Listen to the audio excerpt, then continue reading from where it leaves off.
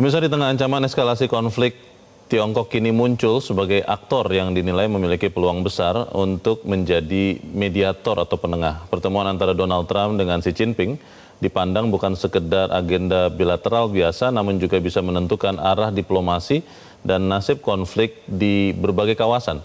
Lalu sebetulnya seberapa besar pengaruh Tiongkok terhadap konflik Amerika Serikat dan Iran? Untuk membahasnya kita bergabung bersama dengan pakar BPIP bidang strategi hubungan luar negeri, Darmansyah Jumala. Pak Jumala, selamat sore. Selamat sore, Mas Leo.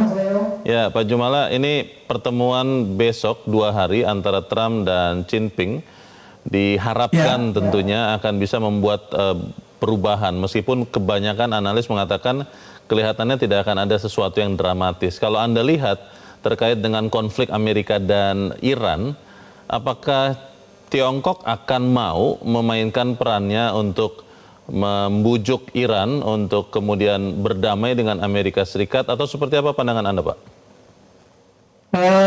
Terima kasih, Mas Leo.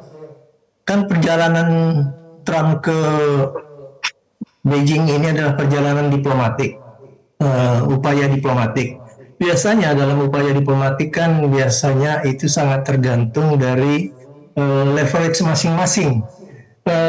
Kalau kita lihat dalam hubungan Amerika dan China ini dalam konteks perang AS-Iran, posisi dari China ini cukup signifikan untuk dimainkan di dalam hubungannya dengan Iran. Yang pertama adalah yang paling penting kita lihat dari Trump-nya dulu. Trump ini dalam perjalanannya ke Beijing dalam suasana di mana moral authority dari pribadinya sendiri sudah melorot banget.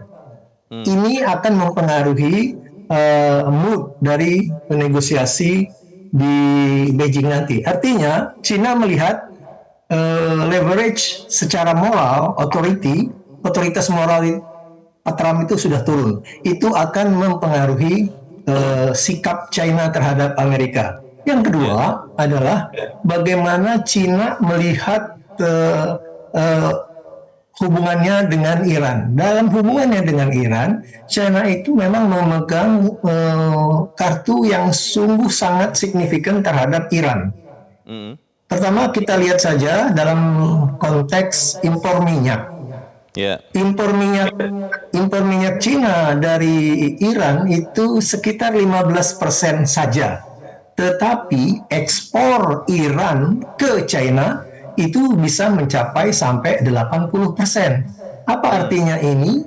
Ini adalah hubungan yang asimetris terhadap dari dua negara ini. Leverage China lebih besar, lebih tinggi. Nah, leverage yang tinggi inilah yang bisa dimainkan oleh China untuk mempengaruhi Iran. Tentu dengan kepentingan dia ya, bukan kepentingan Amerika. Saya melihatnya begitu. Pak Jumala, di dalam pertemuan Trump dan Xi Jinping ini juga salah satu agendanya diperkirakan adalah membicarakan soal perdagangan dan ekonomi. Kita tahu di tahun ini dunia terpontal-pontal dengan tarif dagang yang ditetapkan Donald Trump. Kemudian juga salah satu yang lain adalah soal Taiwan, Pak. Anda melihat apakah kemudian China mau membarter perannya untuk menekan Iran agar mau berdamai dengan Amerika Serikat dengan menekan Amerika Serikat untuk tidak, dalam tanda petik, membantu Taiwan, atau seperti apa, Pak? Saya melihat kemungkinan ke situ dalam analisis geopolitiknya ya. Sebab hubungan perdagangan Amerika sama China ini sebenarnya yang memegang kartu itu sudah bisa Trump ya, karena dia sudah menjatuhkan tarif yang sangat tinggi. Kemudian ekspor China ke Amerika itu besar sekali. Nah, Amerika punya kartu dalam hal ini, punya leverage. Bisa saja keunggulan leverage Amerika di dalam membuka keran impornya untuk barang-barang Cina itu bisa menjadi leverage.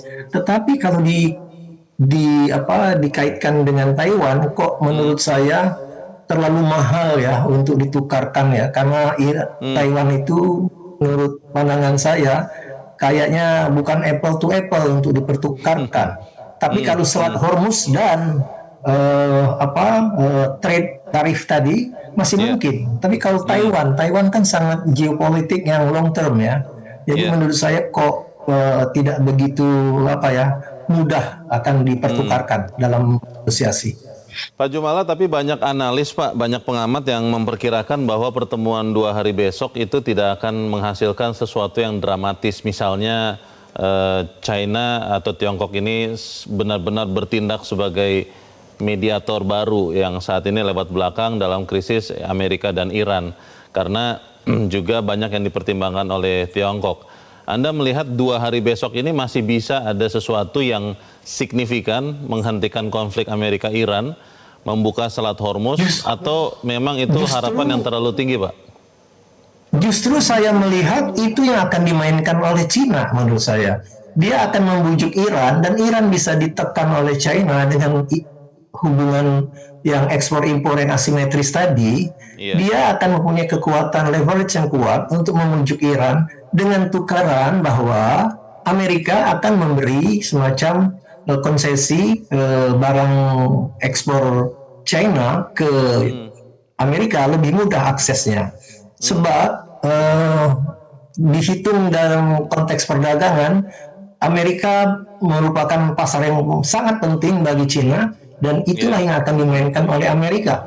Saya melihat kok ada kemungkinan ya China akan memainkan dua faktor ini, Selat Hormuz dan perdagangan trade tarif dengan Amerika.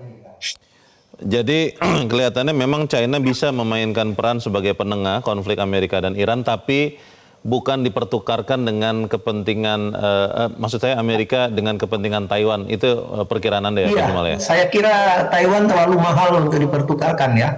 Tapi kalau Selat Hormuz dan tarif dagang mungkin saja itu apple to apple untuk dipertukarkan dalam negosiasi. Itu kedugaan saja. Tapi bahwa China bisa berperan, yes. Bisa berperan banyak. Siapa lagi mau diharapkan? Pakistan tidak bisa. Seberapa besar Pak peluang China ini kalau memang mau untuk menjadi penengah dalam konflik antara Amerika dan Iran, dan seberapa besar keberhasilannya? Karena saat ini kan kita melihat Pakistan menjadi penengah tapi selalu deadlock ini, Pak Jumala. Iya. Ya agak sulit ya Mas Leo ya, ini bukan hitungan matematik sih ya. Tapi di dalam adagium diplomasi kan selalu dikatakan kemenangan diplomasi bukan ditentukan oleh kekuatan senjata, tetapi tergantung dari leverage yang digunakan pada waktu yang tepat. Nah, China mempunyai leverage pada waktu yang tepat. Apa itu? Impor minyak dari Iran, sementara Iran menutup Hormuz. Nah, ini bisa dipertukarkan, saling tekan di situ bisa terjadi. Jadi menurut saya leverage China cukup kuat dengan hubungan yang asimetris tadi. Itu bisa kita berharap boleh sih, tapi kita lihat bagaimana dinamika pertukaran dengan tarif, dan siapa tahu Taiwan juga bisa dipertukarkan. Hanya dugaan saja, saya melihat kok terlalu tinggi ya. Tapi kalau Hormuz dan tarif, saya bilang sangat mungkin dimainkan oleh China. Kalau perkiraan Anda, Pak Jumala, kalau China kemudian nanti bermain sebagai mediator dalam konflik Amerika dan Iran, apa yang akan Xi Jinping minta dari Trump untuk kemudian membuat China mau menjadi penengah dalam konflik Amerika-Iran ini, Pak? Mungkin China akan memainkan kartu masalah perdagangannya tadi ya, masalah perdagangannya, karena tahu sendiri kan kita waktu mengumumkan great deal-nya mengenai tarif, besar-besaran dia menekankan tarif kepada China, dan itu mungkin bisa saja di dalam negosiasi Jinping bilang, kamu buka keran dagang dan turunkan tarif, saya bersedia membujuk Iran. Mungkin saja terjadi itu.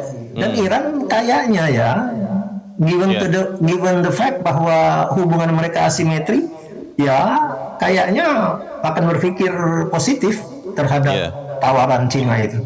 Iya. Jadi ini pertanyaan terakhir Pak Jumala, Anda optimis ya bahwa hasil pertemuan dua raksasa dunia ini besok bisa membawa sesuatu yang memberikan kestabilan bagi geopolitik dan geoekonomi global, Pak?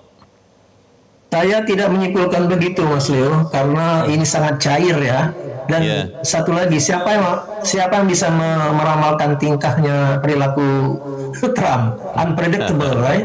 So, Iya, dan iya. saya pikir saya nggak berani menyimpulkan positif atau negatif, tapi tergantung banget dengan dinamika negosiasi tadi, dengan memainkan kartu-kartu yang sudah kita sebut tadi. Baik. Kita akan lihat sama-sama tentunya sambil berharap bahwa Baik. pertemuan Ya. besok bisa memberikan sesuatu yang lebih baik. Terima kasih Pakar Ya, Hubungan hope for the Internasional. best, insya Allah. Ya. Baik, Pak Terima kasih. Dalmansyah Jumala, terima kasih. Selamat sore Pak Jumala.